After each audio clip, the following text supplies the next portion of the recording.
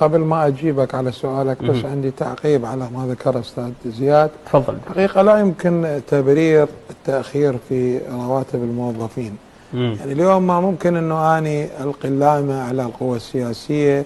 نعم قد تكون هي شريكة في عدم صنع القرار الصحيح. الكل شريك، الكل يتحمل لا بس أنا اليوم شوف هذا الأمر يتعلق بالإدارة، سوء الإدارة. اليوم السيد الكاظمي فشل في سوء الإدارة المالية. أنا راح أجيب لك مثل، يعني ما أريد أكون منحاز به لكن هو حقيقة يعلمه الجميع.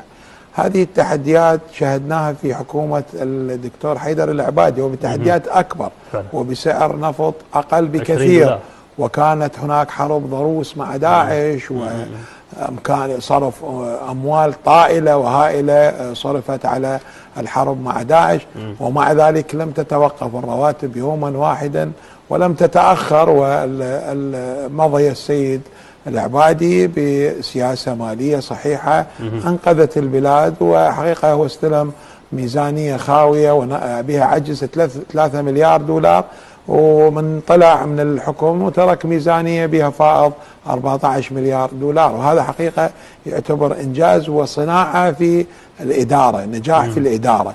اليوم نعم مع كل الأمور اللي تعيق الكاظمي وقد تعرقل عمله، لكنه هو يتحمل سوء الإدارة وسوء التخطيط. اليوم هو رئيس حكومة تنفيذية، نعم قد يكون مقيد في بعض القرارات المصيرية، ولكن قرارات إدارة الدولة ورسم السياسة العامة عنده صلاحيات، هاي عنده صلاحيات موجودة بها، والسياسة المالية يجب أن كانت واحدة من خياراته في نجاحه بهذه الحكومة، وواحدة من التحديات أنا أعتقد هو يتحمل